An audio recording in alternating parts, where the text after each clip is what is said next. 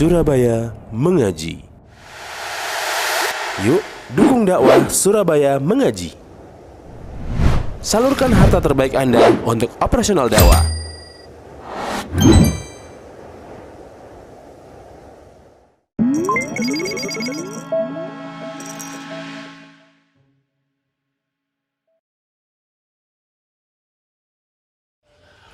Bismillahirrahmanirrahim. Assalamualaikum warahmatullahi wabarakatuh.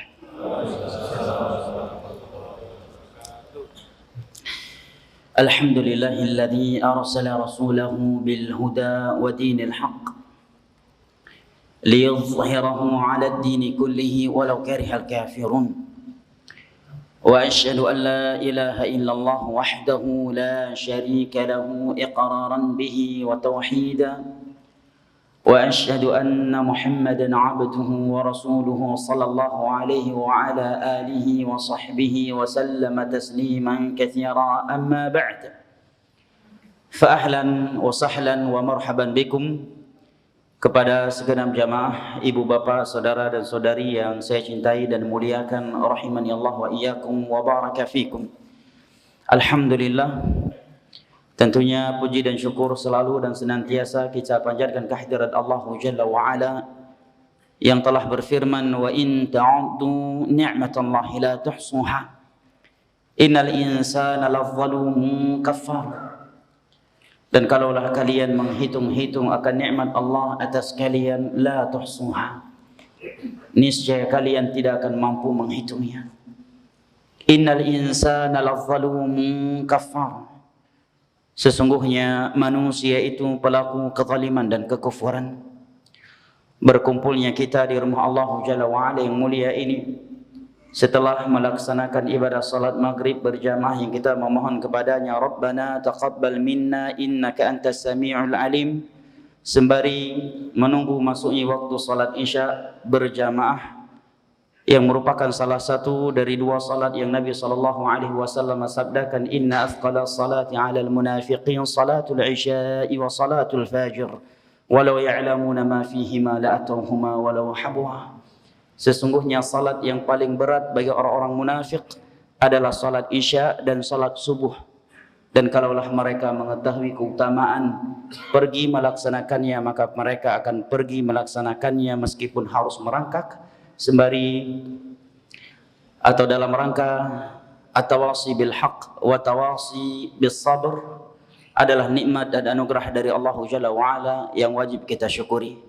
Kita memohon kepada Allah Jalla wa Ala dengan nama-namanya yang maha indah, sifat-sifatnya yang maha tinggi, dan dengan namanya yang paling agung, yang apabila Allah Jalla wa'ala diminta dengannya, maka ia mengabulkan permohonan hambanya agar menjadikan kita dari golongan-golongan yang ia firmankan di dalam sebuah hadis qudsi yang diriwayatkan oleh Al-Imam Tirmidzi dengan sanad yang dihasankan oleh Syekh Al-Albani dari Mu'adz bin Jabal radhiyallahu anhu, di mana Allah Jalla wa'ala berfirman, wajabat mahabbati lil mutahabbina fiya wal mutajalisina fiya wal mutazawirina fiya wal mutabadzilina fi. Sungguh telah wajib cintaku untuk mereka, orang-orang yang saling cinta mencintai sesama mereka karenaku. Mereka duduk-duduk berkumpul sesama mereka karenaku. Mereka saling kunjung mengunjungi sesama mereka karenaku, dan mereka saling berbagi sesama mereka karenaku. Dan di dalam sebuah hadis yang diriwayatkan oleh Imam Muslim dari Abu Hurairah radhiyallahu anhu, Rasulullah sallallahu alaihi wasallam bersabda, "Wa man salaka tariqan yaltamisu fihi ilma sahalallahu lahu bihi tariqan ila al-jannah." Barang siapa yang menempuh sebuah perjalanan dalam rangka menuntut ilmu agama, niscaya Allah akan mudahkan baginya jalan menuju syurga. Wa majtama'a qaumun fi baitin min buyutillah yatluna kitaballah wa yatadarasunahu fima bainahum illa nazalat alaihimus sakinah wa ghashiyatuhumur rahmah wa haffatuhumul malaikah wa dzakarahumullahu fi man indah. Dan tidaklah ada suatu kaum yang berkumpul di rumah Allah, membacakan ayat-ayat Allah dan mempelajarinya sesama mereka, kecuali akan turun sakinah ilahi ke dalam dada-dada mereka. Dan ini memang kita rasakan.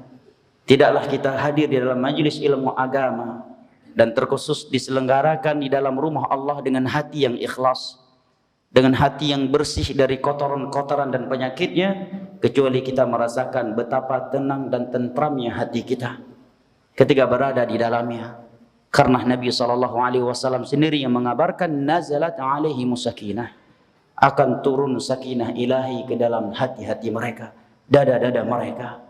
Bahkan saking sakinahnya majelis ilmu agama, terkadang kajian baru berlangsung 10 atau 15 menit, sebagian jamaah kepalanya sudah menunduk ke bawah, menandakan dia telah menerima sakinah dan menempatkannya bukan pada tempatnya.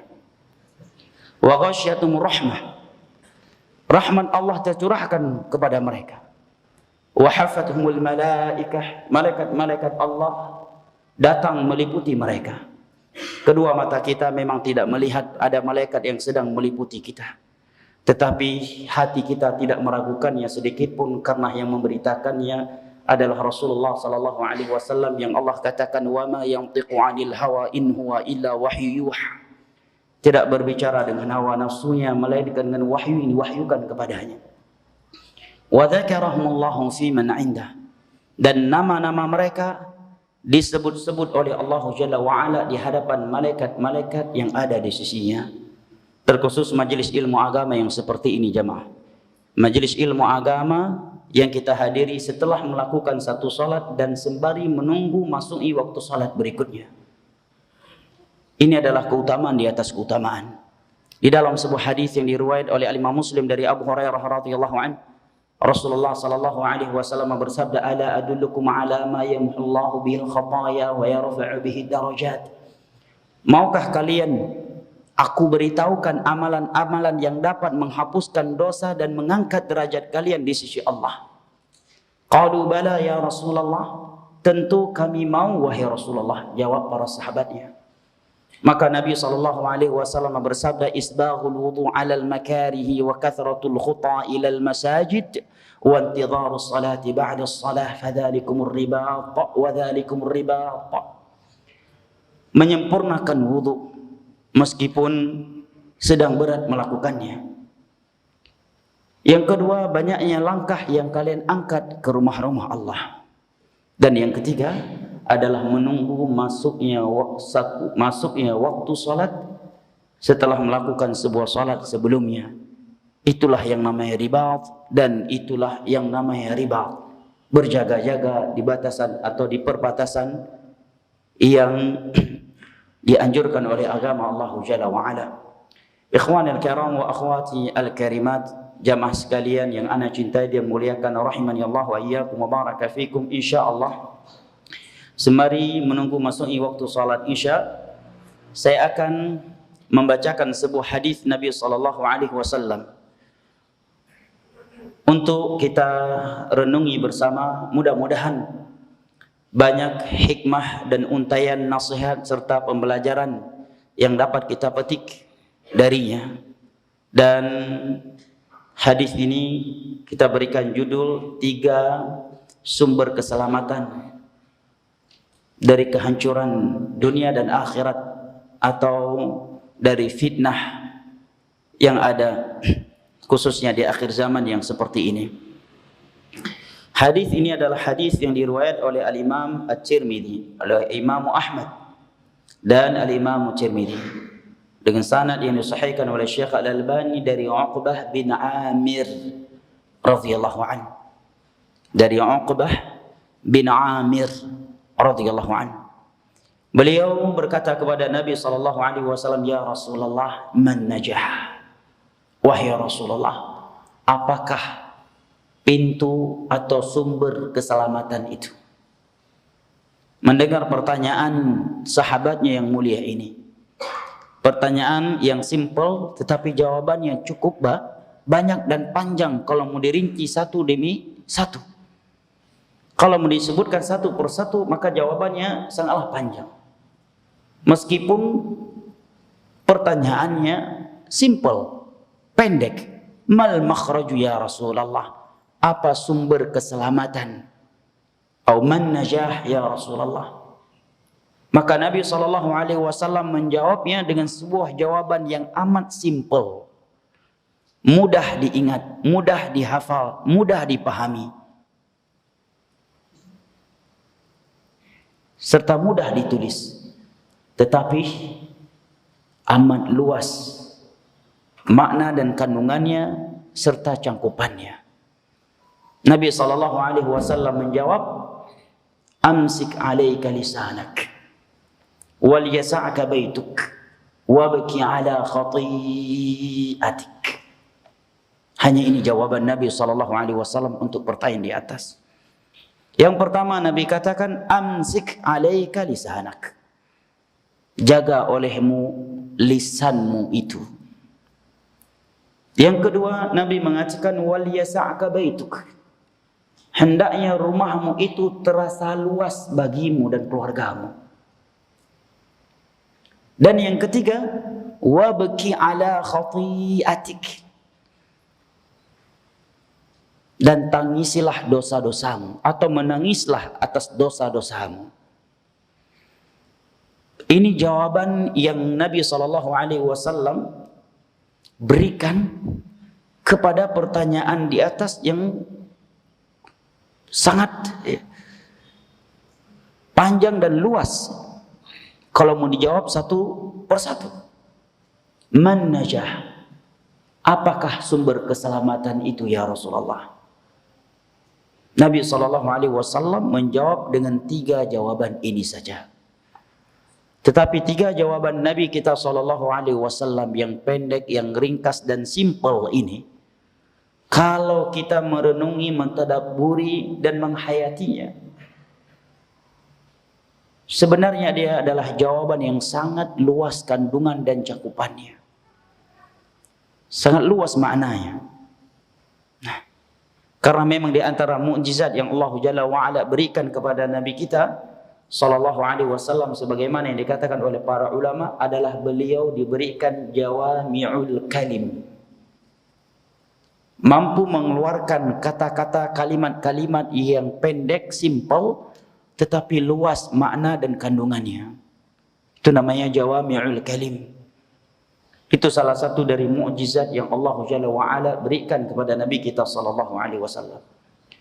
Mari kita renungi dan kita hayati bersama 3 jawaban Nabi kita SAW di atas untuk sahabatnya yang bertanya, man najah ya Rasulullah, apakah pintu sumber keselamatan itu ya Rasulullah? Maka yang pertama Nabi SAW jawab adalah, amsik alaika lisanak, tahan, jagalah olehmu lisanmu itu. Karena Allah Jalla wa'ala berfirman di dalam surat Qaf ayat ke-18, ma yalfidhu min qawlin illa ladaihi raqibun atid. Tiada suatu kalimat yang keluar dari mulut kecuali ada malaikat yang menulisnya. Hati-hati jemaah dengan lisan ini. Setiap yang keluar dari lisan ini ada malaikat yang mencatatnya. Dan nanti akan diperlihatkan semua itu di hari kiamat nanti, meskipun sebagian kalimat-kalimat tersebut kita sudah melupakannya. Sehingga sebagian manusia di hari kiamat ada yang mengatakan, ma li hadzal kitabi la yughadiru saghiratan wala kabiratan illa ahsaha wa wajadu ma amilu hadira. Sebagian mereka berkata, kitab apaan ini? Kok semua yang kita ucapkan, yang kita lakukan, yang kecil maupun yang besar tertulis di dalamnya. Dan mereka mendapati apa yang mereka amalkan semuanya hadir saat itu. Ma yalfidhu min qawlin illa ladaihi raqibun atid. Tiada yang keluar dari mulut mereka kecuali ada malaikat atid yang menulisnya. Ikhwan al-kiram wa akhwati al-karimat rahimani Allah wa iyyakum wa baraka fikum. Mulut atau lisan ini merupakan salah satu sebab yang paling banyak memasukkan manusia ke dalam neraka Allah Jalla wa'ala. Diriwayatkan oleh al-Imam Tirmidzi dengan sanad yang sahih dari Abu Hurairah radhiyallahu anhu, Beliau mengatakan su'ila Rasulullah sallallahu alaihi wasallam an aktsari ma yudkhilun nas al-jannah. Faqala taqwallahi wa husnul khuluq. Wa su'ila an aktsari ma yudkhilun nas an-nar. Faqala al-fam wal farj. Suatu ketika Nabi sallallahu alaihi wasallam ditanya tentang amalan yang paling banyak memasukkan manusia ke dalam syurga. Maka beliau menjawab adalah bertakwa kepada Allah dan berakhlak mulia. Dan Nabi ditanya tentang dosa atau apa yang paling banyak menyeret manusia ke dalam neraka Allah. Maka beliau menjawab al-fam, mulut, wal farj, dan kemaluan. Mulut yang pertama kali Nabi sebutkan. Mayoritas manusia masuk ke dalam neraka Allah, di antara sebabnya adalah mulut, jemaah. Mulut salah satu dari perkara yang paling banyak menjerumuskan manusia ke dalam neraka Allah. Maka masalah mulut bukan masalah sepele, jemaah. Tentang mulut adalah tentang syurga dan neraka. Tentang mulut bukan tentang sekedar rasa manis, rasa asin dan pahit. Mulut bukan sekedar untuk bisa mengunyah atau tidak, untuk bisa mencicipi makanan ataukah tidak, bukan sekedar untuk bisa berbicara ataukah tidak. Tetapi mulut adalah tentang syurga dan neraka. Kalau tidak membawa kita ke dalam syurga Allah, maka dia akan menyeret kita ke dalam neraka Allah. Dan Nabi yang menyampaikan mayoritas manusia masuk ke neraka karena mulut. Karena mulut. Ini hadis riwayat Al-Imam Tirmidzi dari Abu Hurairah radhiyallahu anhu. Jamaah yang dimuliakan Allah, rahimani Allah wa iyyakum wa baraka fikum. Juga diriwayatkan oleh Al-Imam Tirmidzi dari Mu'adz bin Jabal radhiyallahu anhu. Ketika beliau bertanya tentang amalan-amalan yang memasukkan beliau ke dalam syurga dan amalan-amalan yang bisa menjauhkan beliau dari neraka Allah. Setelah Nabi jawab pertanyaan-pertanyaan beliau tersebut, kemudian Nabi ditanya kembali oleh beliau, akhbirni, atau kemudian Nabi mengatakan, ala ukhbiruka bimalaki dzalika kullih, maukah aku beritahukan kunci untuk itu semuanya? Kunci untuk apa? Kunci bisa mengamalkan amalan-amalan yang akan memasukkan engkau ke dalam syurga Allah dan menjauhi amalan-amalan yang dapat menjerumuskan engkau ke dalam neraka Allah. Ucap Nabi kepada Mu'adz radhiyallahu anhu, maukah kamu aku beritahukan itu? Qala bala, tentu aku mau ya Rasulullah. Jawab Mu'adz bin Jabal radhiyallahu anhu. Apa jawaban Nabi saat itu, jemaah? Nabi mengatakan kuffa alaika hada, sambil mengambil lidahnya Nabi berkata kuffa alaika hada, jagalah olehmu yang satu ini, yang tidak bertulang ini. Bayangkan loh, kepada sahabat Nabi loh Nabi berkata demikian. Padahal para sahabat Nabi kayaknya bukan ahli ghibah deh, bukan netizen terkejam di dunia deh seperti netizen Indonesia, ya kan? Ada yang menyebutkan netizen terkejam, tersadis di dunia itu adalah netizen Indonesia plus 62. Para sahabat Nabi kira-kira ahli ghibah bukan? Nggak ada waktu mereka untuk menggibah, ya kan? Salat 5 waktunya di belakang Nabi, istri mereka sahabiyah, anak-anak mereka sahabat Nabi. Kalau keluar rumah mereka bekerja, melakukan pekerjaan yang kita bisa pastikan 100% halal. Teman sehari-hari mereka Nabi, Abu Bakar, Umar, Utsman, Ali dan yang lainnya. Nah, kalaupun bermajelis maka majelisnya adalah majelis ilmu, majelis yang bahas tentang akhirat. Pematerinya Nabi SAW atau Abu Bakar, Umar ataukah yang lainnya. Tetapi masih Nabi utarakan nasihat yang seperti ini kepada mereka. Hari ini seandainya salah satu di antara kita diberikan nasihat yang seperti ini, mungkin dia akan baper. Atau dia akan tersinggung. Sehingga menjauh setelah itu. Nah, Mu'adz bin Jabal adalah ulama' para sahabat Nabi. Di masa Nabi masih hidup saja, beliau udah jadi dai. Beliau salah satu dari 3 dai yang dikirim oleh Nabi berdakwah ke negeri Yaman yang notabene penduduknya adalah ahlul kitab.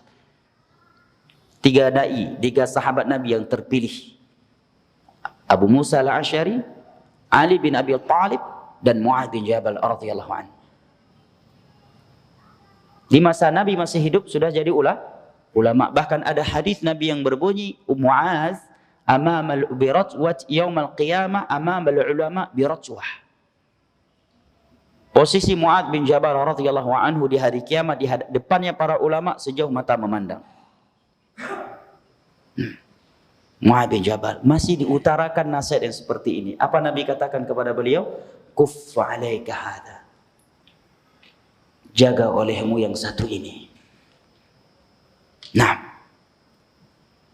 dan tentunya ketika Nabi memberikan nasihat ini kepada Mu'adz, saat itu Mu'adz bukan baru selesai gosipin orang. Bukan baru bangkit dari majelis ghibah. Nah, subhanallah. Bersamaan dengan itu, Nabi utarakan nasihat yang seperti ini. Bayangkan jemaah. Apakah beliau baper? Apakah beliau tersinggung dan lantas setelah itu beliau bersikap dingin dengan Nabi SAW dan menjauh dari Nabi? Tidak. Karena orang yang paling baik, yang paling dermawan dan berjasa di mata mereka adalah orang yang paling peduli terhadap akhiratnya. Nah, dengan nasihat-nasihatnya. Ikhwanul kiram wa akhwati al-karimat rahimani Allah wa iyyakum wa baraka fikum. Sebagaimana yang kita sebutkan di atas bahwa masalah mulut masalah besar. Tentang mulut adalah tentang surga dan neraka. Bukan tentang kita bisa mencicipi makanan dengan rasa manis, asin, pahit ataukah yang lainnya. Tentang mulut bukanlah tentang bisa kita gunakan untuk berbicara manis ataukah tidak, pandai berorasi ataukah tidak. Tetapi tentang mulut adalah tentang keistiqomahan kita di atas agama Allah dan tentang syurga atau neraka. Di dalam hadis Abu Sa'id yang diriwayatkan oleh Imam Ahmad, Nabi SAW bersabda, "Idza asbaha ibnu Adam," apabila anak Adam masuk waktu pagi, fa inna a'dha'ahu tukaffirul lisan, maka seluruh anggota tubuhnya berkata kepada lisan. Ini berita dari Nabi. Wajib kita imani meskipun kita tidak mendengarnya. Semua anggota tubuh berpesan, memberikan teguran kepada lisannya, ittaqillaha fina, tolong kamu bertakwa kepada Allah terkait kami semua. Ucap anggota tubuhnya, fa innaki in istaqamti istaqamna, karena kalau kamu istiqamah maka kami akan istiqamah. Tetapi kalau engkau membelot dari jalan Allah yang lurus, maka kami juga akan membelot. Kami juga akan sesat. Makanya tadi ketika Mu'adz bin Jabal radhiyallahu anhu telah diberitahu oleh Nabi amalan-amalan yang memasukkan beliau ke dalam syurga dan dosa-dosa yang akan menyeretkan beliau ke dalam neraka Allah, Nabi katakan, ala ukhbiruka bimalaki dzalika kullih, maukah aku beritahukan kepadamu kunci untuk itu semuanya? Yang Nabi katakan adalah kuffa 'alaika hadza, jaga lisanmu itu. Kalau kamu bisa menjaga lisanmu, maka kamu pasti bisa melakukan amalan-amalan yang akan memasukkanmu ke dalam syurga dan menjauhkan engkau dari neraka Allah Subhanahu wa taala. Jamaah yang dimuliakan Allah, ibu bapak, saudara dan saudari yang ana cintai dan muliakan, rahimani Allah wa iyyakum wa baraka fikum. Masalah lisan adalah masalah syurga atau neraka. Terkadang seseorang tidak peduli dengan sebuah ucapan atau ungkapan yang dia keluarkan dari mulutnya, sedangkan ucapan tersebut bisa memasukkannya ke dalam neraka Allah yang perjalanan ke bawahnya 70 tahun lamanya. Diriwayatkan oleh Imam Al-Bukhari dari Abu Hurairah radhiyallahu anhu, Nabi SAW bersabda, wa innal 'abda la yatakallamu bi kalimatin la yulqi laha balan yahwi biha fi nari jahannam sab'ina kharifa. Terkadang seorang hamba itu yatakallamu bi kalimatin la yulqi laha balan. Dia mengucapkan sebuah kalimat, sebuah perkataan yang tidak dia peduli, yang dia remehkan. Dia tidak peduli terhadap kalimat yang dia keluarkan dari mulutnya tersebut. Padahal kalimat tersebut bisa menjerumuskannya ke dalam neraka Allah yang perjalanan ke bawahnya 70 tahun lamanya. Nah, apa contohnya jamaah? Kalimat-kalimat yang biasa keluar dari mulut seseorang, tetapi itu adalah dosa yang sangat besar dan bisa menjerumuskan seseorang ke dalam neraka Allah. Bersumpah dengan selain nama Allah. Ini sangat sering dilakukan oleh sebagian orang. Padahal Nabi bersabda, "Man halafa bi ghairillahi faqad asyrak." Barang siapa yang bersumpah dengan selain Allah, dia telah berbuat syirik. Sebagian orang ketika bersumpah mengatakan, demi Nabi Muhammad saya bersumpah, demi Rasulullah. Ini syirik. Betapa banyak orang seperti ini hari ini, bahkan yang melakukannya orang-orang yang dinisbatkan kepada ilmu. Di dalam majelis ini, dalam acara ini, dengan nama Rasulullah saya bersumpah, katanya. Karena itu syirik. Man halafa bi ghairillahi faqad asyrak. Hadits riwayat Imam Muslim dari Abu Hurairah radhiyallahu anhu. Barang siapa yang bersumpah dengan selain Allah, dia telah berbuat syirik. Itu sabda Nabi sallallahu alaihi wasallam. Nah, dan kafarahnya Nabi katakan, "Falyaqul la ilaha illallah." Hendaknya dia segera mengucapkan la ilaha illallah kalau sempat bersumpah dengan selain nama Allah. Itu kafarahnya. Falyaqul la ilaha illallah. Hendaknya dia segera mengucapkan la ilaha illallah. Tapi banyak hari ini orang yang bersumpah dengan selain nama Allah, ya kan? Nah, dia mengira sumpah dengan nama Rasulullah itu adalah sebuah pengagungan kepada Rasulullah. Justru itu sebuah pelanggaran terhadap agama Allah dan sebuah kesyirikan terhadap Allah Subhanahu wa taala. Demi Rasulullah, di majelis yang mulia ini saya bersumpah demi Rasulullah, demi darah Rasulullah yang mengalir dalam tubuh saya, katanya. Subhanallah. Dan pentingnya belajar akidah. Seorang itu bagaimanapun lihai berbicara, walaupun dia seorang doktor atau bahkan sudah profesor dalam ilmu komunikasi, kalau nggak belajar akidah yang benar, pasti banyak kalimat-kalimat keluar dari mulutnya yang sangat fatal di dalam Islam dan dia tidak menyadarinya. Contohnya ini, sumpah dengan selain Allah Subhanahu wa taala. Contoh lainnya yang Nabi katakan, kalimat yang dia tidak peduli, dia remehkan, tapi menjerumuskan dia ke dalam neraka Allah. Dusta. Dusta hari ini, sebagian bentuk dusta memang semua orang menganggap itu dosa, tapi ada bentuk-bentuk dusta justru dijadikan sebagai bahan dakwah hari ini.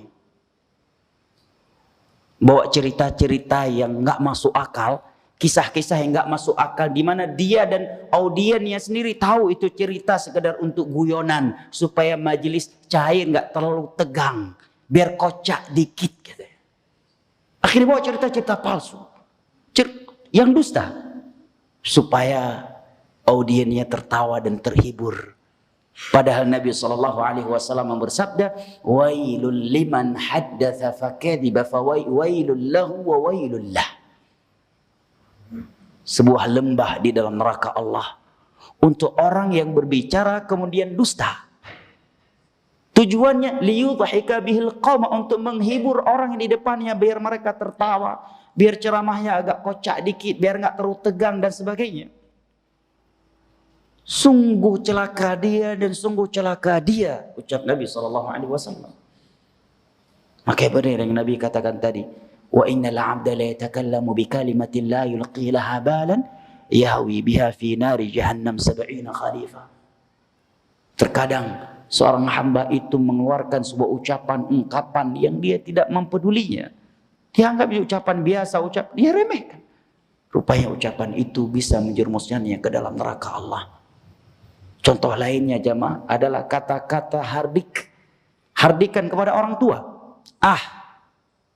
Cukup dengan kata yang kita keluarkan dari mulut kita kepada orang tua kita, kita sudah dikatakan sebagai anak durhaka di dalam Islam. Bukankah Allah berfirman di dalam surat Al-Isra, "Wa imma yablughanna 'indakal kibara ahaduhuma aw kilahuma fala taqul lahumā uff." Ya kan? Apabila salah satu atau kedua-dua orang tua engkau telah lanjut usianya dan tinggal bersamamu, udah lanjut usianya, udah tua renta, sikapnya sudah seperti anak-anak, duduk tinggalnya bersama engkau, lagi kamu yang berikan makan, yang berikan minum, yang berikan pakaian, yang menjaganya, yang merawatnya. Kalau dalam kondisi yang seperti itu orang tuamu, maka kata Allah, jangan sekali-kali kamu berkata kepadanya. Meskipun mungkin dia buang kotoran sembarangan di dalam rumahmu, dia teriak-teriak mempermalukan engkau ketika tamumu datang. Kata para ulama, apabila kepada orang tua yang hidupnya di dalam rumah kita, kita yang memberikan makan, minum, yang membersihkan kotorannya, kita tidak boleh mengucapkan kata kepadanya, apalagi orang tua di mana justru kita yang hidup sama mereka, justru mereka yang merawat kita. Justru kita yang makan uang mereka. Maka lebih besar lagi dosanya. Karena anak-anak kan santai aja dia. Sedang main HP. Orang tuanya, nak minta tolong dong. Mas tolong belikan ini. Abi ini. Entar aja deh. Katanya. Ini lagi sibuk nih. Entar sore aja deh. Abi ini nyuruh melulu sih katanya. Subhanallah, dengan kalimat yang keluar dari mulutnya dia sudah menjadi anak yang durhaka. Dan Nabi mengatakan la yadkhulul jannata 'aq. Anak yang durhaka tidak akan masuk surga. Walaupun dia hafiz Al-Qur'an, walaupun dia khatib yang sangat hebat, walaupun dia dai sejuta umat, la yadkhulul jannata 'aq. Tidak akan masuk surga anak yang durhaka. Sungguh benar yang Nabi katakan tadi, wa innal 'abda la yatakallamu bi kalimatin la yulqi laha balan yahwi biha fi nari jahannam 70 kharifa. Terkadang seorang hamba mengeluarkan sebuah kalimat, sebuah ungkapan yang tidak dia peduli maknanya. Dia remehkan, dia entengkan ucapan itu. Rupanya ucapan tersebut menjerumuskan dia ke dalam neraka Allah yang perjalanan ke bawahnya membutuhkan waktu 70 tahun lamanya.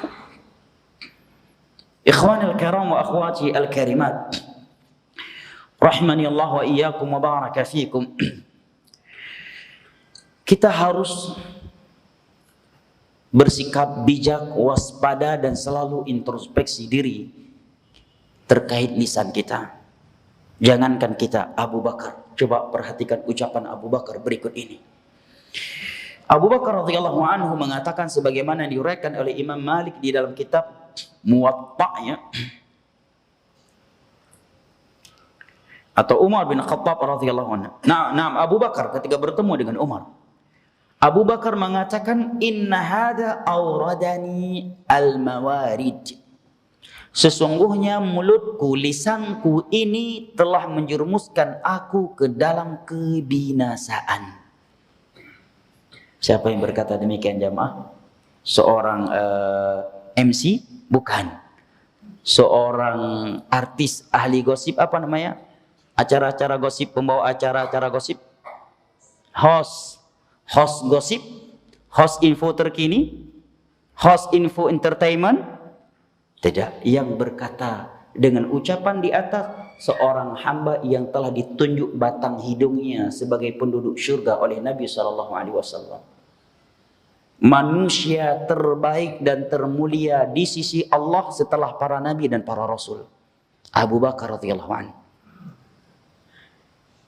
Manusia terbaik setelah para nabi dan para rasul adalah Abu Bakar. Tetapi beliau mengatakan, inna hadza awradani al-mawarid. Sesungguhnya lisanku ini telah menjerumuskan aku ke dalam berbagai kebinasaan dan kehancuran. Mereka bersih hatinya sehingga bisa mengeluarkan ucapan-ucapan yang seperti itu untuk diri mereka sendiri. Kita karena terlalu kotor hati ini, terlalu sombong, terlalu angkuh, terlalu ujub, Ucapan-ucapan itu sulit keluar dari mulut kita. Walaupun keluar, tapi kita utarakan untuk orang lain, bukan untuk diri kita sendiri. Saking kotornya hati kita. Abu Bakar loh, seorang yang batang hidungnya telah ditunjuk oleh Nabi sebagai penduduk surga. Mertuanya Nabi, sahabat Nabi, sebelum Nabi menjadi Nabi, beliau sudah menjadi sahabatnya Nabi. Orang terdekatnya Nabi, mertuanya Nabi. Seorang sahabat yang kata Aisyah, idza qara al-Qur'an akhadhahu al-buka, setiap baca Al-Qur'an pasti menangis. Nah, seorang sahabat yang Nabi katakan, seandainya aku boleh mengangkat seseorang sebagai kekasihku, maka aku akan mengangkat Abu Bakar sebagai kekasihku. Tetapi Allah melarang aku untuk menjadikan selainnya sebagai kekasihku, karena aku telah dijadikan sebagai kekasihnya.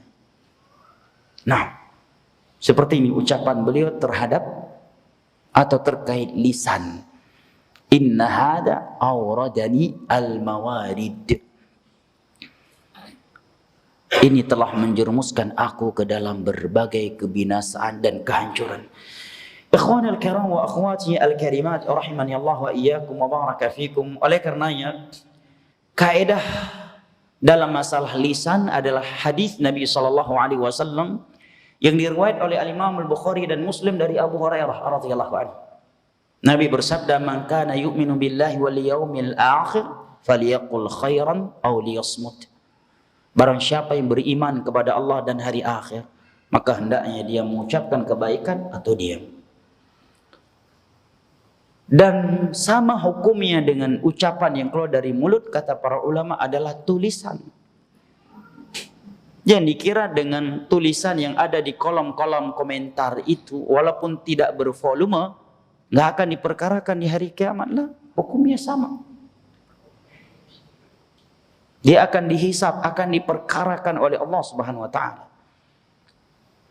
Dia tulisan-tulisan sebagai orang di kolom-kolom komentar menunjukkan tiada hati lagi di dalam dadanya.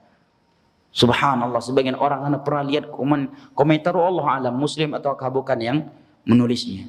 Walaupun dari sisi nama menunjukkan dia muslim. Ketika diberitakan beberapa jamaah haji yang terlantar, komentarnya azab di dunia sebelum di akhirat. Na'udzubillah min dzalik. Komentar sebagian tulisannya. Sebagian orang, Masya Allah, kalau kita bertemu dengan dia, Masya Allah, pendiam luar biasa. Orangnya ya pendiam, pemalu. Kalau ya, peribahasa kami di Aceh, ya air gula saja kayaknya nggak terminum oleh dia. Tapi kalau nulis, jangankan air gula, bensin pun mau dia minum. Begitulah sebagian orang. Kalau kita lihat orangnya, subhanallah. Tetapi ketika kita melihat tulisan dia di media sosial, ketika nyindir orang lain, ketika nyinyir, ketika mencela orang lain, seolah-olah bukan dia yang kita lihat tadi di dalam masjid. Sebagian orang, Masya Allah, penampilannya luar biasa. Tetapi ketika dia nyinyir, menyindir, mencela orang lain di media sosialnya dengan tulisan-tulisannya, subhanallah, lebih tajam daripada pedang samurai. Sama hukumnya, dicatat dan akan diminta pertanggungjawabannya. Maka hendaknya kita benar-benar waspada dan introspeksi diri dalam hal ini. Ini sumber keselamatan yang pertama dari 3 sumber keselamatan yang Nabi SAW berikan kepada sahabatnya Uqbah bin Amir radhiyallahu anhu terhadap pertanyaannya di atas tadi. Man najah ya Rasulullah? Apakah sumber keselamatan itu ya Rasulullah? Menjaga lisan, jemaah. Dan itu beberapa cara menjaga lisan. Di antara cara lain untuk menjaga lisan adalah berdoa kepada Allah. Nah, memohon kepada Allah untuk diberikan lisanan dzakira, yang selalu zikir kepada Allah.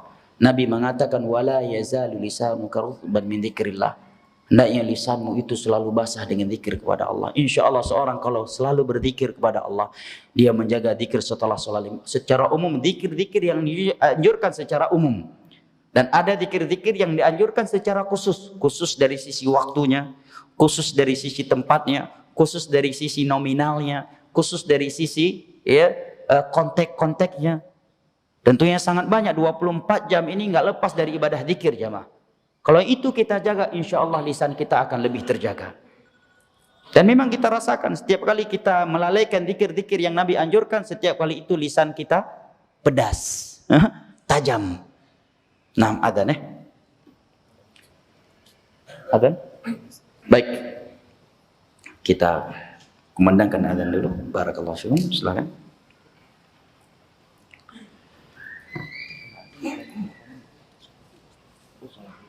Berarti tutup nih. Lanjutkan setelah salat Isya. Baik, setelah salat Isya akan dilanjutkan kembali sedikit lagi. Kita tutup dulu untuk sesi yang pertama ini. Subhanakallahumma bihamdik asyhadu an la ilaha illa anta astaghfiruka wa atubu ilaik. Wassalamualaikum warahmatullahi wabarakatuh. Bismillahirrahmanirrahim.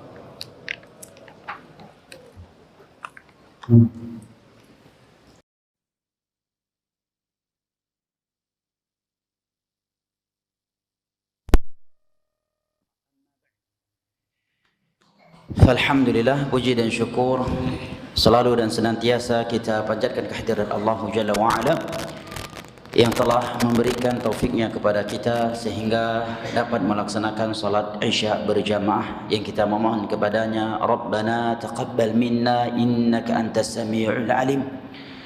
InsyaAllah ta'ala sesi kedua kita ini akan kita selesaikan insyaAllah ta'ala sisa hadis Nabi SAW yang menjadi topik pembahasan kita pada kajian kali ini. Dan insyaAllah ta'ala jika ada hal-hal yang mau disampaikan, saya persilahkan dengan tulisan nantinya. Baik, kita kembali kepada hadis Uqbah bin Amir radhiyallahu anhu yang diriwayat oleh Imam Ahmad dan Al-Imam Tirmidzi dengan sanad yang disahihkan oleh Syekh Al-Albani di atas tadi, di mana ketika beliau bertanya kepada Nabi SAW, man najah ya Rasulullah, apakah sumber keselamatan itu wahai Rasulullah? Maka Nabi kita SAW menjawab, amsik alaika lisanak wal yas'aka baituk wabki ala khati'atik. Tahan olehmu atau jagalah olehmu lisan itu. Dan telah kita sebutkan tadi beberapa catatan dan penjelasan terkait sabda Nabi SAW yang pertama ini. Sumber keselamatan kedua yang Nabi SAW sebut di dalam jawaban beliau untuk pertanyaan sahabat yang mulia Uqbah bin Amir ini adalah wal yasa'ka baituk. Hendaknya rumahmu itu terasa luas olehmu. Ingat loh, Nabi nggak bilang jangan pernah keluar rumah. Nabi nggak bilang gitu loh, ya. Karena memang seorang harus keluar dari rumahnya untuk cari nafkah. Ya. Bahkan di dalam hadis yang diriwayatkan oleh Imam Tabrani, Nabi SAW menyebutkan barang siapa yang keluar dari rumahnya bekerja mencari nafkah ta'affufan demi menjaga kehormatan dirinya dan keluarganya, fahuwa fi sabilillah. Dia berada di jalan Allah, dia sedang berjihad. Seandainya mati, dia mati husnul khatimah. Kita juga harus keluar untuk menyambung silaturahim kita dengan bibi, dengan paman, dengan sepupu. Kita juga harus keluar rumah untuk berbuat baik dengan tetangga kita, dengan masyarakat kita, untuk salat 5 waktu atau untuk menghibur anggota keluarga kita. Nabi tidak melarang kita keluar dari rumah kita. Tetapi yang Nabi katakan wal yasa'ka baituk, hendaknya engkau betah di rumahmu. Rumahmu itu terasa luas olehmu. Karena yang bahaya itu adalah ketika seseorang enggak betah di rumah. Ada orang memang enggak betahan di rumahnya, bosan di rumah. Ini bahaya. Karena orang yang keluar dari rumahnya karena enggak betah di rumah, bukan untuk suatu kepentingan dunia dan akhiratnya, hanya karena sedang nggak betah, sedang bete bahasa anak muda sekarang, ya, sedang bete di rumah, jenuh, bosan semenjak pensiunan. Sebagian orang kan begitu, semenjak pensiun bosan, bingung mau buat apa di rumah katanya. Orang yang keluar dari rumahnya lebih mudah jatuh dan terjerumus ke dalam fitnah akhir zaman ketimbang orang yang tidak keluar dari rumahnya.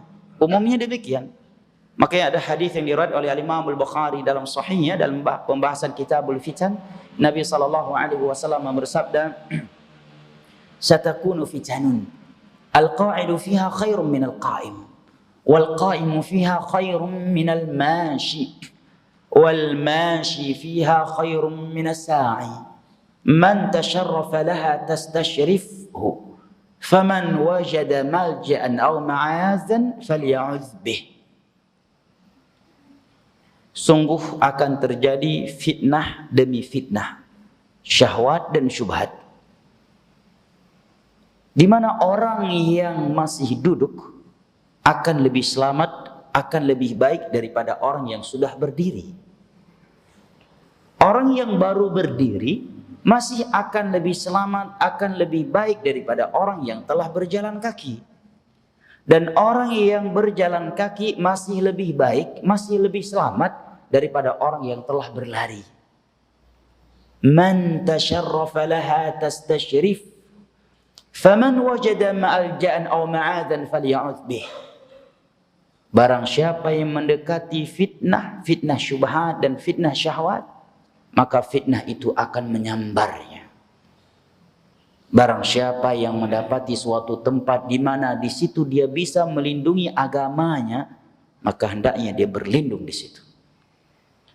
Tidak baik punya sifat nggak betah di rumah, bosan di rumah dengan anggota keluarganya. Nabi mengatakan, "Waliyasa'aka baituk." Hendaknya rumahmu itu terasa luas olehmu. Padahal kalau kita lihat rumah-rumah para sahabat Nabi, bahkan rumah Nabi sendiri ketika beliau bersabda demikian, rumah mereka notabene kecil-kecil. Bahkan Nabi kita kalau mau sujud harus menggeser kedua kaki ibunda kita Aisyah radhiyallahu anha. Kalau enggak muat sujudnya. Nah, karena memang keumuman kaum muslimin di masa Nabi masih hidup, belum Allah bukakan dunia untuk mereka. Dunia mulai terbuka untuk para sahabat Nabi itu di khilafahnya Umar bin Khattab semenjak runtuhnya Romawi dan Persia, sehingga sumber kekayaan alam emas dan perak jatuh ke tangan kaum muslimin. Sebelum itu notabene kaum muslimin dia dalam kemiskinan. Dan Nabi tetap bersabda kepada mereka, "Wal yasa'aka baituk." Hendaknya rumahmu itu terasa luas oleh betah di rumah. Karena rumah kita jamaah yang dimuliakan Allah punya hak atau punya jatah ibadah yang harus kita lakukan di dalamnya. Sebagai contoh, hadis Abdullah bin Umar bin Khattab radhiyallahu anhuma dalam riwayat Imam Al-Bukhari. Nabi sallallahu alaihi wasallam bersabda, "Afdalu salatil mar'i fi baiti ila al-maktubah." Salat seseorang yang paling afdalnya adalah di rumahnya, kecuali salat yang wajib. Selain salat wajib yang paling afdal di rumahnya. Ini sebagai contoh. Mungkin kita enggak fokus dari sisi ini karena kaum muslimin memahami hal itu. Tapi yang kita titik beratkan adalah orang-orang yang suka nongkrong, ya, atau keluar rumah hanya karena alasan jenuh kalau di rumah, bosan dan bingung Ustadz, kalau di rumah mau buat apa. Semenjak pensiun bingung, kalau di rumah mau buat apa Ustadz. Kok bingung, banyak yang bisa dibuat, ya kan? Buat anak kan ibadah. Ya, buat ibadah, buat senang anggota keluarga, ibadah. Kita bisa ketawa-ketiwi dengan anak cucu kita, dengan anggota keluarga kita. Diriwayatkan oleh Imam Al-Bukhari dan Muslim dari ibunda kita Aisyah radhiyallahu anha. Beliau mengatakan, "Kana Rasulullah sallallahu alaihi wasallam yattaki'u fi hijri fayaqra'ul Qur'an wa ana haid." Dahulu Nabi sallallahu alaihi wasallam seringkali tidur di dalam pangkuanku sembari membaca Al-Qur'an meskipun aku sedang haid. Kalau ahlul kitab dahulu, kalau istri mereka haid, mereka tidak mau semeja makan dengannya, tidak mau sekamar tidur dengannya, dan tidak mau semajlis dengannya. Tidak demikian dalam Islam. Lihat jemaah, Nabi, seorang Rasul loh. Aktivitas beliau di luar tentunya sangat banyak, ya kan? sebagai nabi, sebagai rasul, sebagai panglima perang juga, menteri keuangannya kaum muslimin juga, bahkan pertikaian rumah tangga para sahabatnya juga beliau yang mengurusinya. Dari hal yang kecil sampai yang besar. Cekcok rumah tangga sebagian para sahabat Nabi larinya ke rumah Nabi. Nah, tapi lihat, punya waktu dengan anggota keluarganya. Seorang Nabi, seorang Rasul, orang nomor satunya kaum muslimin. Bahkan manusia nomor satu semenjak Allah menciptakan langit dan dunia ini. Betah di rumahnya.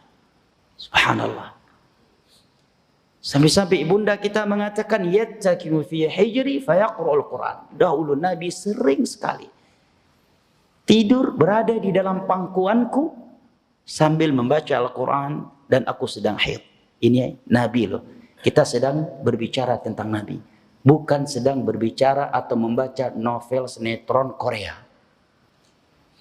Ini bukan isi filmnya Hollywood atau Bollywood. Ini Nabi kita sallallahu alaihi wasallam. Lihat bagaimana beliau menciptakan suasana di dalam rumahnya.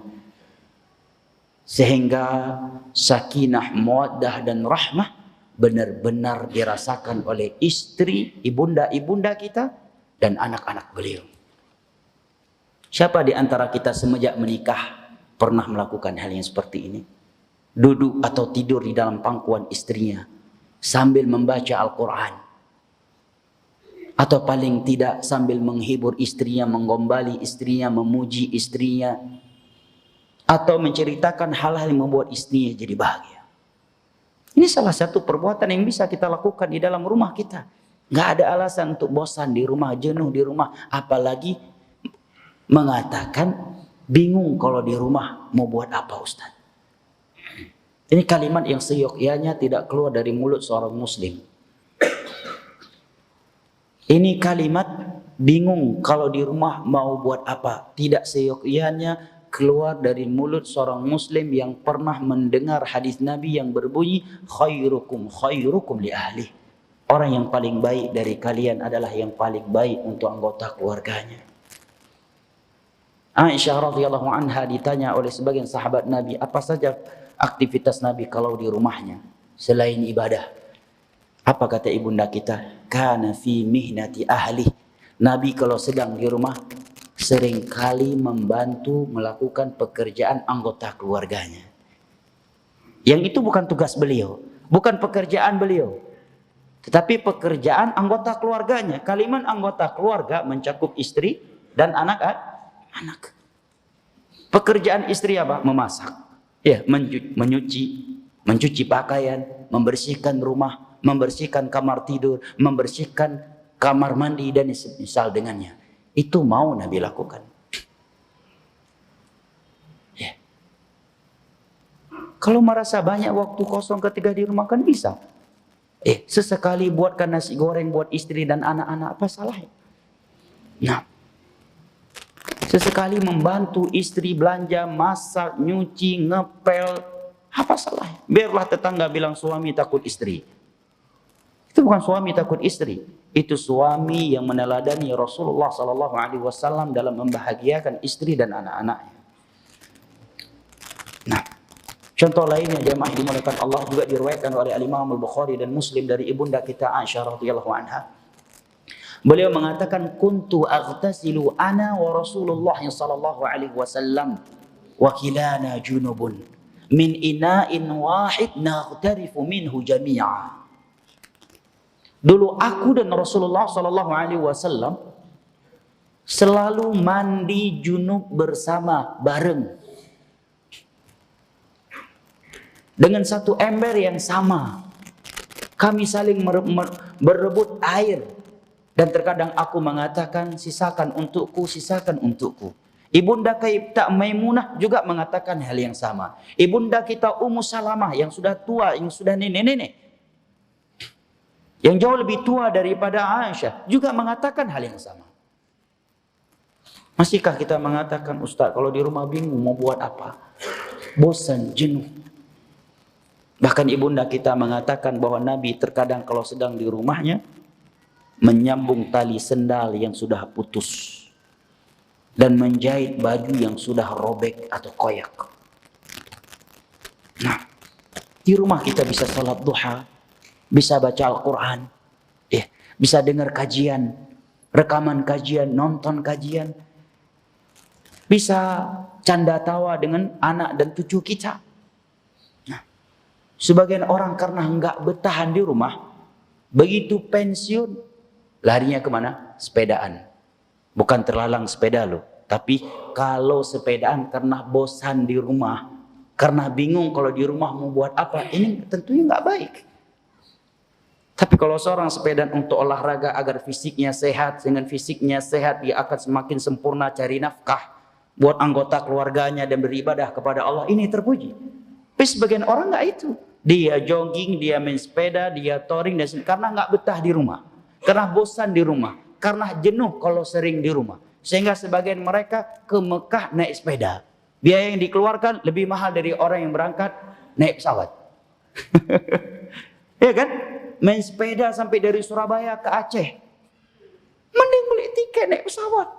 Lebih hemat uangnya, waktu lebih efektif, kesehatan lebih terjaga, nyawa lebih terjaga dan sebagainya. Nah, sebagian orang Masya Allah naik turun gunung semenjak pensiun. Apa namanya itu? Daki gunung ya. Di mana gunung yang paling tinggi dan sebagainya. Kenapa? Karena Ustaz semenjak pensiun saya bingung, agak bosan di rumah. Karena kalau di rumah bingung mau buat apa. Banyak yang bisa dibuat. Salah satunya apa tadi? Buat apa? Anggota keluarga bahagia. Nah, buat anggota keluarga bahagia. Istri, anak-anak, orang tua, cucu. Bahkan ada sebagian muslim, kakek-kakek nggak mau terikat dengan cucunya. Saya mendapati sebagian orang, dia nggak mau cucunya itu sering ke rumahnya. Ini kan sifat nggak baik. Biasanya yang seperti ini pejabat nih. Mantan pejabat, udah pensiunan. Karena memang dari dulu nggak biasa. Jangankan dengan cucu, dengan anak aja nggak kerap. Ya, begitu anaknya ke rumahnya membawa anaknya, yaitu cucunya, langsung buat aturan. Jangan sampai rusak ini jangan sampai kotor, ini jangan sampai ini jangan sampai begini, ini jangan sampai begini. Padahal Nabi kita sholat saja sambil menggendong sebagian cucunya. Adakah aktivitas yang lebih mulia daripada sholat? Adakah suatu aktivitas yang lebih tegang dan menegangkan selain sholat? Sambil sholat Nabi menggendong Sumamah. Terkadang ketika beliau sedang sujud, cucunya naik ke punggungnya, fa'atala sujud. Nabi pun memanjangkan sujudnya. Sehingga setelah salam para sahabat mengira bahwa sujud sudah ada perubahan yang lebih panjang daripada yang sebelumnya. Kemudian Nabi mengatakan, tidak. Hanya karena cucuku bermain di atas punggungku, aku tidak ingin memaksa dia turun. Aku biarkan dia bermain sampai puas dan selesai. Subhanallah. Ya. Sebagian orang karena bingung mau buat apa kalau sedang di rumah, Masya Allah, touring berhari-hari, main sepeda berhari-hari. Ada sampai punya kawan, alam ini dulu, sekarang udah hijrah, enggak lagi. Kalau main sepeda, khusus untuk main sepeda ke tembok Cina. Coba tuh bayangkan, subhanallah, kebahagiaan apa yang dirapatkan coba? Hanya khusus untuk main sepeda ke tembok Cina. Pernah juga khusus bawa sepeda dari Indonesia terbang ke Rusia hanya untuk main sepeda. Subhanallah. Demikian juga sebagian orang kalau duduk dengan temannya di luar rumah, betahnya luar biasa dari pagi sampai sore, betah. Humanis. Begitu masuk ke dalam rumah seperti seorang danyon masuk ke dalam batalion. Kalau bicara titik dan koma, tanda seru dan tanda tanya tepat pada tempatnya. Tidak bergeser sedikit pun. Tidak bisa humanis, tidak bisa humoris. Seperti seorang komandan militer masuk ke dalam batalionnya. Titiknya jelas. Dimana kalau ngomong komanya tepat pada tempatnya, tanda tanya dan tanda seru juga tepat pada tempatnya. Tidak bergeser sedikit pun, saking tegangnya, formalnya dia dalam berbicara ketika bersama istri dan anak-anaknya. Tetapi ketika di luar dia bisa terbahak-bahak, betah dengan teman-teman kantornya, teman-teman touringnya, teman-teman goesnya, teman-teman olahraganya, teman-teman reuninya, betah berjam-jam ketawa ketiwi dengan mereka. Begitu di rumah, subhanallah. Padahal Nabi kita yang memakruhkan berbicara yang tidak bermanfaat dan menjadi kebiasaan pada Isya, beliau rela begadang hanya untuk canda tawa dengan anggota keluarganya, menunjukkan itu sesuatu yang terpuji dan tidak masuk ke dalam yang Nabi larang. Waliyas'aka baituk, hendaknya rumahmu itu terasa luas olehmu. Sekecil apapun rumah kita, hendaknya kita betah di rumah kita dengan anggota keluarga kita, apalagi rumahnya besar. Ya. Ini lebih parah lagi, ya. Rumahnya besar, mewah, berbagai fasilitas ada di dalamnya, tapi juga nggak betah diri. Jadi itu apa antum bangun rumah sebesar itu kalau nggak betah di rumah, ya kan? Sebagian orang bangun rumah dengan fasilitas yang luar biasa, tiada yang menikmatinya kecuali pembantunya.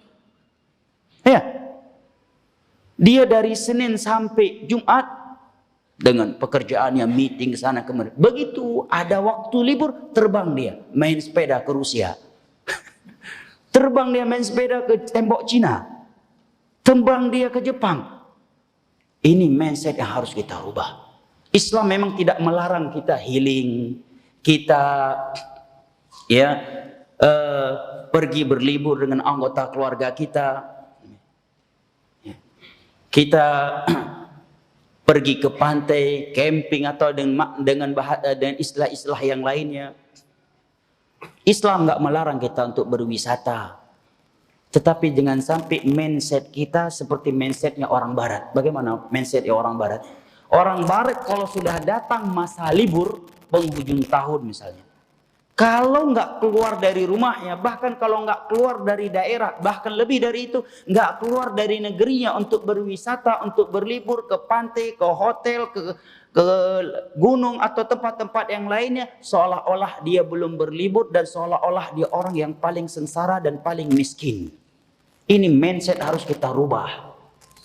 Nah, karena seorang muslim itu dengan nilai-nilai iman dan amal saleh yang dia jalankan sehari-hari, itu sudah cukup menenangkan dan menenteramkan jiwanya. Contohnya salat jemaah. Adakah yang lebih menenang dan menenteramkan jiwa kita daripada salat? Tidak ada. Silakan seorang nginap di dalam hotel bintang 15 sekalipun kalau ada. Dengan fasilitas bintang 20 sekalipun. Tetap hatinya tidak setenang dan setetram tatkala dia sedang menghadap kepada Rabbnya salat. Orang kafir butuh healing, butuh liburan, sampai-sampai mereka melakukan hal-hal yang kita anggap itu justru membuat hati jadi nggak tenang. Tetapi saking stresnya hidup mereka, justru itu mereka jadikan sebagai hiburan. Masuk ke hutan, mencari hal-hal yang memberikan tantangan terhadap nyawa mereka, saking stresnya. Subhanallah. Muslim walaupun stres, pernah frustasi, tetapi itu akan cepat hilangnya hanya karena 2 rakaat salat. Dia ada salat 5 waktu yang wajib, ada salat rawatib, ada salat sunnah mutlak, ada baca Al-Quran, silaturrahim, anak yang saleh, istri yang saleh. Itu luar biasa menenangkan dan menenteramkan jiwanya. Nabi mengatakan, hubbiba ilayya minad dunya at-tib wan nisa wa ju'ila qurratu aini fi shalah. Perkara dunia yang ditanamkan kecintaan terhadapnya di dalam hatiku adalah parfum, pewangian dan kaum wanita. Tetapi ketenangan jiwaku itu ada di saat aku sedang di dalam salat. Hati kita akan tentram dan nyaman ketika kita sedang salat, meskipun kita salat di dalam gubuk kita, dalam rumah kita yang sempit, yang kecil, bahkan dalam rumah yang tidak ber-AC dan kita berada di daerah yang panas cuacanya. Tetap akan lebih tentram hati kita ketimbang ketika kita sedang berada di dalam sebuah kamar hotel yang mewah, bahkan mungkin berada di puncak kemewahan. Boleh-boleh saja seorang healing, camping, ya, mau berlibur ke pantai, kemanalah dengan anggota keluarganya. Tapi jangan sampai mindsetnya seperti mindset orang Barat. Orang Barat kalau sudah datang masa liburan, tahun baru, penghujung tahun dan sebagainya, kalau nggak keluar rumah, kalau nggak keluar negeri, seolah-olah hatinya belum bahagia. Seolah-olah dia orang yang paling sengsara dan paling miskin. Jangan seperti itu mindset kita. Seorang muslim itu hanya dengan salat sudah hilang stresnya, sudah hilang frustasinya. Seandainya dia tidak keluar, dia tetap akan merasakan kebahagiaan dengan istrinya yang salehah, anak-anaknya yang merupakan penyejuk mata dan hatinya.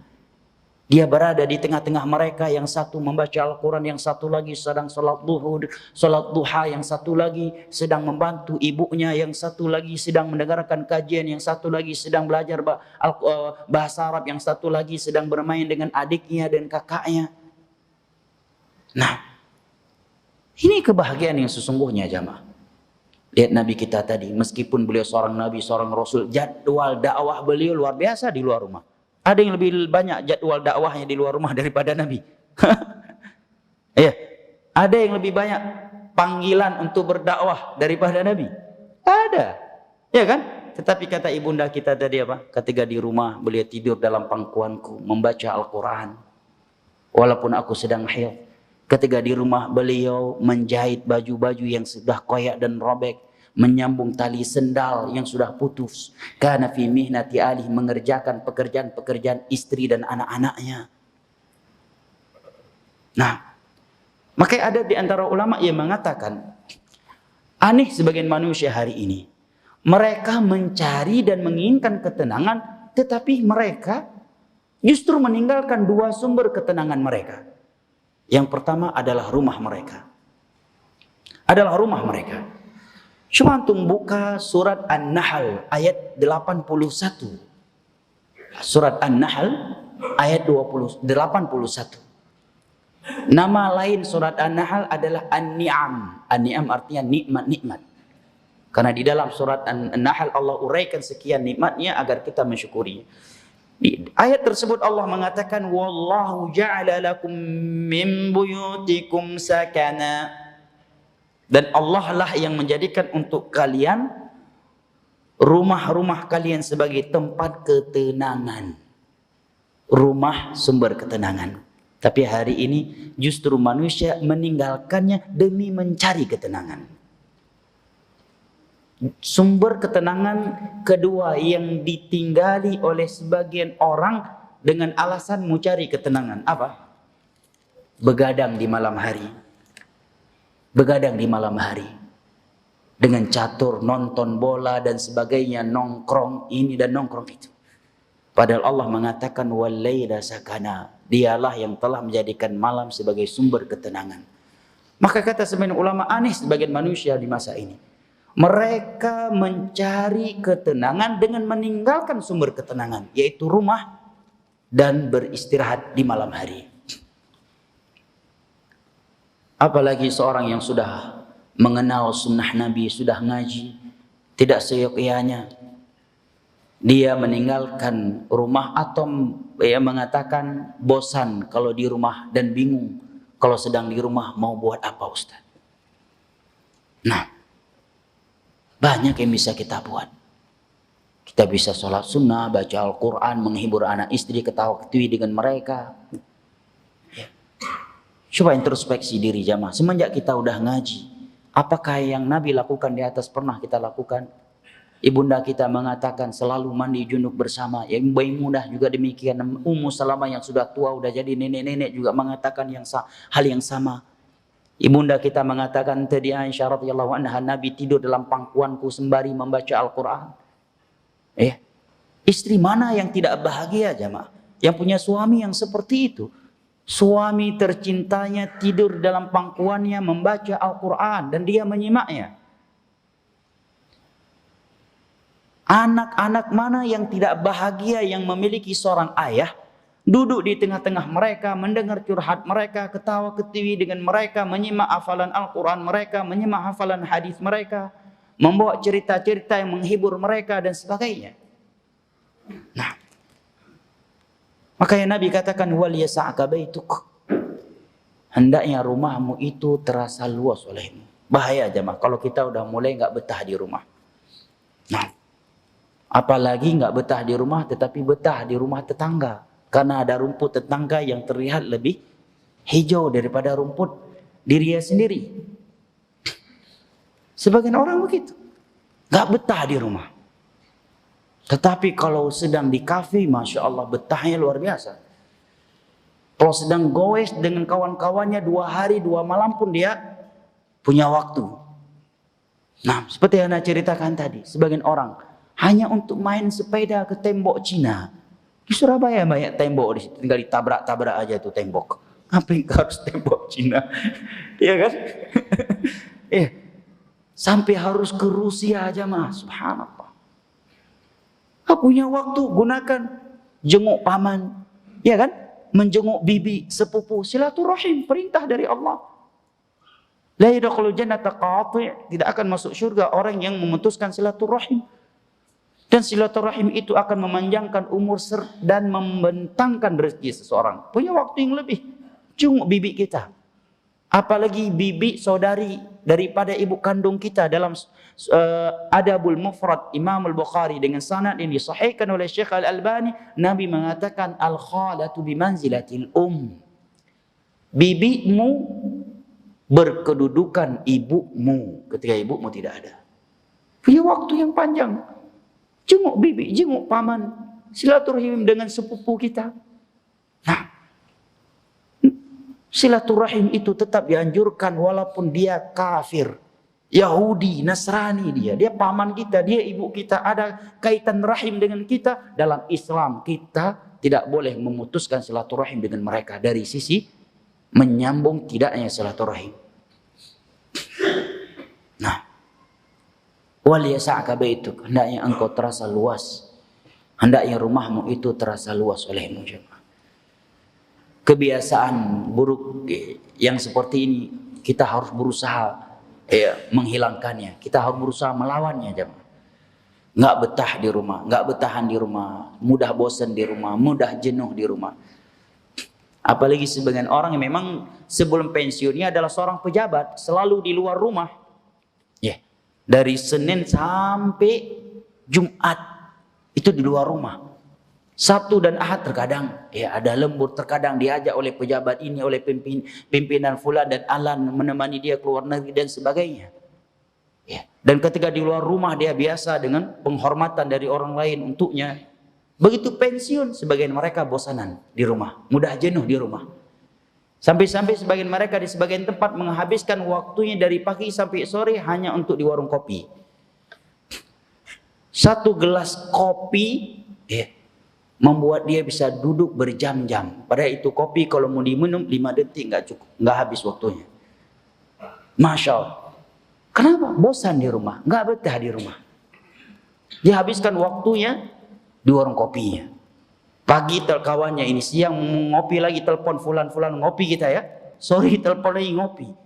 Ya, dia menunggu malaikat maut untuk mendapatkan husnul khotimah di warung kopi. Wal yasa'ka baituk, hendaknya rumahmu itu terasa luas oleh banyak aktivitas yang bisa kita lakukan dalam rumah kita aja. Sebagai ini adalah apa yang telah kita contohkan dari perbuatan Nabi SAW di atas tadi. Nah, dan hal-hal lainnya yang bisa menghibur anggota keluarga kita. Ini sumber keselamatan yang kedua dari Nabi kita SAW. Yang ketiga, Nabi kita SAW mengatakan, wabki ala khati'atik, hendaknya engkau menangis karena mengingat dosa-dosamu. Menangislah atas dosa-dosamu. Ini sifat yang penting jemaah. Kenapa penting? Karena Nabi telah memerintahkannya. Dan di dalam sebuah hadis yang diriwayatkan oleh Al-Imam Tabarani dari Muawiyah bin Haidah radhiyallahu anhu, Nabi bersabda, "Thalathatun la tara a'yunuhumun nar." Ada 3 golongan manusia di mana mata mereka tidak akan pernah melihat neraka. Ini berita gembira dari Nabi kita. Salasatun la tara a'yunuhum an-nar. Ada 3 golongan manusia yang mana mata-mata mereka tidak akan pernah melihat neraka Allah. Yang pertama Nabi SAW katakan, ainun harasat fi sabilillah, mata yang begadang di jalan Allah. Kalimat di jalan Allah banyak. Begadang karena salat, begadang karena kajian seperti ini di jalan Allah, atau dia begadang cari nafkah. Kadang sebagian orang memang karena kondisi ekonomi dia dan keluarga yang mengharuskan dia terkadang begadang di malam hari untuk mencari nafkah, bahkan hanya untuk kebutuhan pokok sehari-hari anggota keluarganya. Sebagian mereka harus begadang sampai pertengahan malam. Maka bersyukurlah kepada Allah kalau kita tidak harus seperti itu, jemaah. Begadang di sepertiga akhir malam untuk salat tahajud, beristighfar kepada Allah. Yang kedua Nabi SAW sebutkan adalah ainun bakat min khasyatillah, mata yang menangis karena takut kepada Allah. Dan yang ketiga Nabi katakan adalah wa ainun kaffat an maharimillah, mata yang menahan dirinya untuk tidak melihat apa yang Allah haramkan. Ini 3 mata tidak akan melihat neraka Allah. Di dalam hadis ini Nabi menyebutkan keutamaan menangis karena takut kepada Allah atas dosa-dosa yang kita lakukan. Adakah yang di antara kita yang mungkin mengatakan, ana nggak bisa Ustaz menangis karena takut kepada Allah atas dosa-dosa yang ana lakukan, karena ana udah hijrah. Menurut ana sih ana udah nggak punya dosa lagi. Ini kepedean ente ini seperti ini. Kenapa? Karena Nabi saja menangis ketika membaca Al-Quran, ketika mendengar surga dan neraka. Dalam hadis Anas bin Malik radhiyallahu anhu dalam Sahih Bukhari, Nabi SAW mengatakan, ma ra'aitul khaira wa syarra misla al-yawm. Aku belum pernah melihat kebaikan dan kejelekan seperti hari ini. Telah diperlihatkan kepadaku surga dan neraka. Nah, kemudian Nabi mengatakan, "Lau ta'lamuna ma a'lam, la dhahiktum qalilan wa la bakaitum katsira." Seandainya kalian tahu apa yang aku tahu tentang surga Allah, tentang neraka, ngerinya hari kiamat, dahsyatnya azab di alam barzakh, niscaya kalian akan sedikit tertawa dan banyak menangis. Kepada siapa Nabi berkata demikian? Apakah kepada orang-orang yang baru keluar dari diskotik? Orang-orang yang sering berzina, minum khamar, berjudi, korupsi, dan maksiat-maksiat lainnya? La. Di depan beliau saat itu adalah para penduduk surga. Manusia yang paling mulia setelah para nabi dan para rasul. Manusia yang telah turun pujian dari 7 lapis langit dari Allah untuk mereka dalam Al-Quranul Karim. Manusia-manusia yang batang hidung mereka sudah ditunjuk langsung oleh Nabi sebagai penduduk surga. Di depan beliau saat itu adalah Abu Bakar, Umar, Utsman, Ali, dan selain mereka dari para sahabatnya. Kepada mereka Nabi bersabda, "Lau ta'lamuna ma a'lam, la dhahiktum qalilan wa la bakaitum katsira." Seandainya kalian tahu apa yang aku tahu tentang bagaimana ngerinya neraka Allah, gentingnya hari kiamat, dan ngerinya alam barzakh, kalian ini akan sedikit tertawa dan banyak menangis. Itu Nabi katakan di depan mukanya Abu Bakar, di depan mukanya Umar bin Khattab, di depan Ali bin Abi Thalib, di depan Utsman bin Affan, di depan Abu Hurairah, dan para sahabatnya lainnya yang mana salat 5 waktu mereka di belakang beliau. Di mana kalau mereka haji, pembimbing hajinya adalah Nabi Muhammad SAW. Ketika mereka umrah, pembimbing umrah mereka adalah Nabi Muhammad SAW. Istri-istri mereka sahabiah, anak-anak mereka para sahabat. Mereka telah berjuang untuk agama Allah, bahkan mereka rela mengorbankan nyawa mereka. demi agama Allah. Kepada mereka Nabi berkata, "Lau ta'lamuna ma a'lam, la dhahiktum qalilan wa la bakaitum katsira." Seandainya kalian tahu apa yang aku tahu, niscaya kalian sedikit tertawa dan banyak menangis. Maka kata Anas bin Malik radhiyallahu anhu, para sahabat pun terisak-isak menangis walahum khanin. Sehingga terdengar isak tangis mereka dan mereka meletakkan pakaian mereka, baju-baju mereka di wajah-wajah mereka. Lantas siapa kita jemaah? Sehingga nggak pernah duduk berkhalwat dengan Allah kemudian menangis mengingat dosa-dosa yang pernah kita lakukan. Di dalam Sahih Bukhari dan Muslim dari Abu Hurairah radhiyallahu anhu, Nabi sallallahu alaihi wasallam bersabda, "Sab'atun yudhilluhumullahu yauma la dhilla illa dhilluh." Ada 7 golongan yang akan dinaungi oleh Allah Jalla wa Ala pada hari kiamat, pada hari yang tiada naungan kecuali hanya naungannya. Di antara mereka adalah rajulun dzakarallaha khaliyan fafadat ainah. Adalah seorang hamba yang berkhalwat dengan Allah kemudian berlinang air matanya mengingat dosa-dosa yang pernah ia lakukan. Fudail bin Iyad, seorang ulama di masa salaf, di masa tabi'in, semenjak beliau hijrah, setiap kali salat beliau menangis mengingat dosa-dosa yang pernah beliau lakukan, padahal beliau sudah taubat dari. Di dalam Sahih Muslim dari Abu Hurairah dan juga datang dari sahabat Al-Aghr bin Yasar radhiyallahu anhuma, di hadapan Abu Bakar, Umar, Utsman, Ali dan para sahabat beliau lainnya, Nabi bersabda, "Ayuhan nas, tubu ilallah wastaghfiruh fa inni atubu ilallah fil yaumi mi'ata marrah." Wahai para sahabatku, wahai sekalian manusia, bertaubatlah kalian kepada Allah. Mintalah ampunan kepada Allah oleh kalian, karena aku sendiri bertaubat kepada Allah dalam sehari 100 kali. Kepada siapa Nabi berkata demikian? Apakah kepada orang yang Nabi lihat baru keluar dari diskotik? Kepada orang yang keluar masuk ke tempat karaoke? Kepada orang yang pernah mencuri, yang pernah berzina sebelumnya, pernah menjadi preman sebelumnya, pernah minum khamar sebelumnya? La. Ketika beliau berkata, bertaubatlah kalian kepada Allah, beristighfarlah kalian kepada Allah, yang di depan beliau saat itu Abu Bakar. Yang di hadapan beliau saat itu adalah Umar, yang Nabi katakan tidaklah syaitan berpapasan dengan Umar kecuali dia akan mencari jalan yang lain dan lari terbirit-birit karena takut kepada Umar. Di hadapan beliau saat itu adalah Utsman bin Affan yang telah menikahi 2 putri beliau.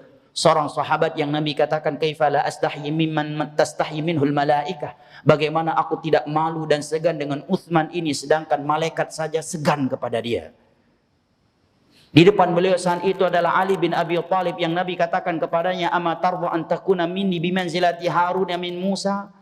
Wahai Ali, apakah kamu tidak mau memiliki kedudukan di sisiku seperti kedudukannya Nabi Harun di sisi Musa alaihissalam? Dan para sahabat lainnya, orang-orang yang sudah dipastikan sebagai penduduk surga Allah, kepada mereka Nabi katakan, "Tubu ilallah." Bertaubatlah kalian kepada Allah. Wastaghfiru, dan mohonlah ampunan kepadanya. Fa inni atubu ilallah fil yaumi mi'ata marrah. Karena aku sendiri bertobat kepada Allah dalam sehari bisa 100 kali.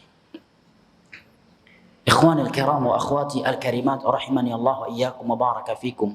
Di dalam sebuah athar yang sahih, setelah Nabi kita sallallahu alaihi wasallam wafat, Umar bin Khattab datang kepada Hudzaifah radhiyallahu anhu, pemegang rahasia Nabi tentang nama-nama orang-orang munafik di kota Madinah. Umar datang kepada Hudzaifah mengatakan, "Unsyidukallah, aku meminta dengan nama Allah. Asammani Rasulullah sallallahu alaihi wasallam minal munafiqin." Apakah Nabi pernah menyebut nama Umar bin Khattab dari nama-nama orang-orang munafik?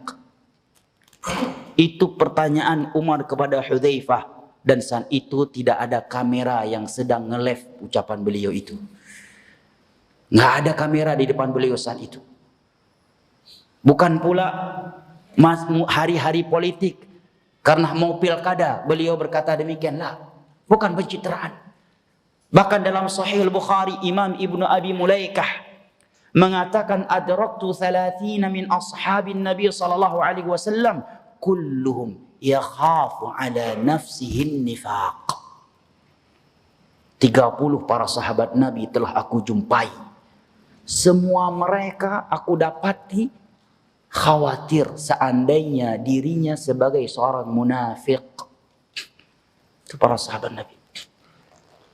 Abu Bakar radhiyallahu anhu ketika melihat seekor burung hinggap suatu batang pohon, beliau mengatakan, aduhai bahagianya engkau. Seandainya engkau ditangkap, disembelih, kemudian dimakan, setelah itu selesai. Tidak terancam dengan neraka Allah. Nah, Umar bin Khattab radhiyallahu anhu pernah meletakkan keningnya atau pipinya ke tanah, kemudian mengatakan, wailul li illam yaghfirillahu li. Sungguh celaka diriku ini kalau Allah belum mengampuni dosa-dosaku.